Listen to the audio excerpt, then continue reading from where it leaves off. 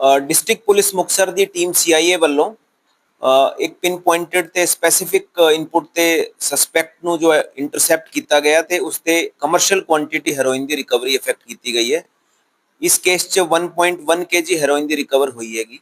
ਤੇ team CIA ਨੇ ਇਸ 'ਚ ਬੜਾ ਚੰਗਾ ਕੰਮ ਕੀਤਾ ਤੇ ਇਸ ਬੰਦੇ ਨੂੰ ਜਿਹੜਾ ਐਪਰੀਹੈਂਡ ਕੀਤਾ ਗਿਆ ਇਸ ਦਾ ਨਾਮ ਹੈ ਜੱਜ ਸਿੰਘ ਉਰਫ ਸੰਦੀਪ ਸਿੰਘ ਉਰਫ ਸਿੱਧੂ। ਇਹ डिस्ट्रिक्ट फाजिलका ਦਾ ਰਹਿਣ ਵਾਲਾ ਹੈਗਾ। तो ये जो इस एरिए च पहली बार नोटिस च आया सीगा कि इस तरह की इसकी एक्टिविटी च इनपुट सीगी ते इसनू जब इंटरसैप्ट किया गया तो इसकी बाइक इस ते रिकवर हुई तो बाइक ते 1.1 kg हेरोइन की रिकवरी इफेक्ट की गई है। तो इनिशियल पुछगिछ ते ये गल सामने आई है कि ये फिरोजपुर ते फाजिलका सेगमेंट तो लेके आया सीगा। इस ते पुछगिछ जारी हैगी तो वी आर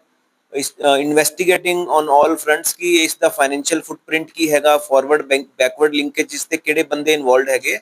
ते फर्दर इस टीम्स इसका जो मोबाइल जो फोरेंसिक पार्ट है वो भी एग्जामिन कर रही है कि किस तरह कॉन्टैक्ट्स ते सीगा या किस तरह सारा जो ड्रग ट्रैफिकिंग नैटवर्क च इसका रोल सीगा। जो युद्ध नशे विरुद्ध पिछले 7 महीने तो लगातार चल रहा हैगा तो उस ते मैं ये कहना चाहवागा कि पिछले कुछ टाइम तो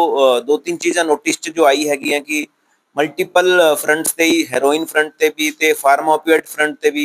ते सिमिलरली कोई चेंजिंग सिनेरियो च कोई होर तरीके ते भी मॉडस ऑपरेंडी च काम कर रहा है। तो we have been able to apprehend and arrest the suspects and accuse based on the inputs provided by public only. तो लोगों का काफ़ी सहयोग इस च रहा है। लोग रियल टाइम च फीडबैक देंदे हैगे, इनपुट्स देंदे हैगे, उसनू असी प्रोसैस करते हैं, वैरीफाई करते हैं, उसके बेस ते आगे कार्रवाई भी होंदी है। तो मैं तुहाडे राही ये भी गल कहना चाहांगा कि पब्लिक नू कोई भी इनपुट मिलती है तो उसना दी आइडेंटिटी है एनोनिमस रखी जाती है ते वो बिल्कुल एक सीक्रेट तरीके ते उन्हां दी पुलिस वैरीफाई करके अगला एक्शन प्लान करती है। बड़ी रिकवरी हुई है जी। हाँ जी कि पहला भी ਇਹਦੇ ਖਿਲਾਫ ਕੋਈ ਮਾਮਲਾ ਦਰਜ ਹੈ ਪਹਿਲਾਂ नहीं देखो इस ते हाले जो इन्वेस्टिगेशन ते गल सामने आई है कि ये जो कुछ एंटिटीज ते फिरोजपुर ते फाजिलका ते लिंक्ड सीगा तो उसके बारे तफ्तीश साड़ी चल रही हैगी है। तो पिछले कुछ टाइम च रीसेंट इसकी फ्रैश एक्टिविटी डिस्ट्रिक्ट मुक्तसर से तो सामने नहीं आई सी। तो जो पिछले 1 महीने 1.5 महीने ते जो पैटर्न चेंज होया हैगा, कुछ अलग डिस्ट्रिक्ट च नए बंदे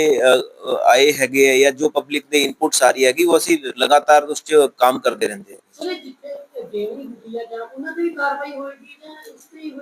वही मैं कह रहा कि ये कंसाइनमेंट किस तरीके ते और बैकवर्ड लिंक ते किधरों लेके आया सी, दैट इज वन पार्ट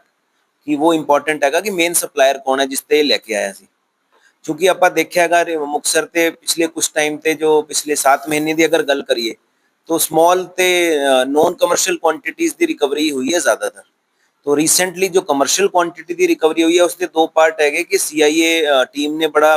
एक इंटैलीजेंटली ते डिलीजेंटली काम किया है, डेवलप की है इन्फॉर्मेशन, उसनू प्रोसैस करके आगे काम किया है।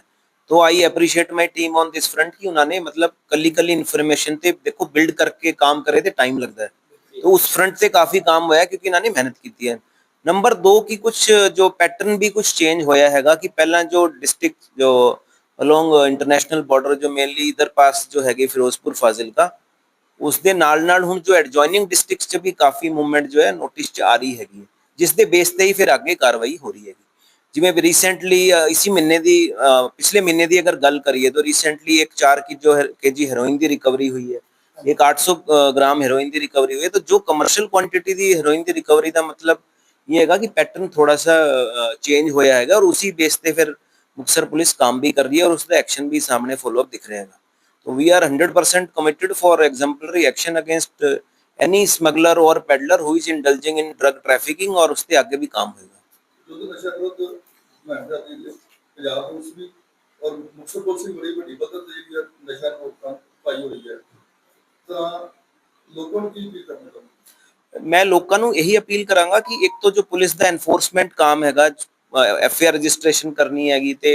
सबसीक्वेंट जो एक्यूज्ड हैगे लिंकेजेस है उन्हां दी अरेस्ट हैगी,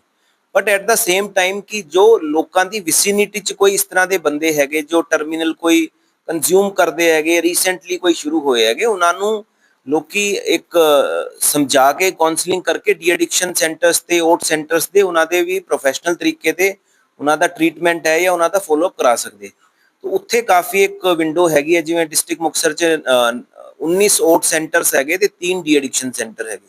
तो जो prominent de addiction centre sub division station ਤੇ ਗਿੱਦੜਬਾ ਮਲੋਟ ਤੇ ਮੁਕਤਸਰ ਹੈਗੇ ਉੱਥੇ ਮੈਂ ਲੋਕਾਂ ਨੂੰ ਕਹਿਣਾ ਚਾਹਾਂਗਾ ਕਿ ਉਹਨਾਂ ਦੀ ਸਰਵਿਸਿਜ਼ ਦਾ ਉਹ ਆਪਣਾ ਪ੍ਰੋਫੈਸ਼ਨਲ ਤਰੀਕੇ ਤੇ ਫੋਲੋ ਅਪ ਕਰਨ ਤੇ ਅੱਗੇ health department civil department police department ਉਹਨਾਂ ਦੀ ਹੈਂਡ ਹੋਲਡਿੰਗ ਕਰਦਾ ਵੀ ਹੈਗਾ ਤੇ ਅੱਗੇ ਵੀ ਕਰੂਗਾ ਹੈ ਨਾ ਥੈਂਕ ਯੂ ਸਰ ਅਫਗਾਨ ਜੀ ਫਰਕ ਹੁੰਦਾ ਜੀ ਹੈਰੋਨ ਦੇ ਚਿੱਟੇ लोकलाइज नहीं नाम नहीं टेक्निकली तो देखो हाँ वो तो मतलब एक पॉपुलर पार्लेंस से जो चिट्टा कह देंगे वो कंटेंट तो हेरोइन ही होता है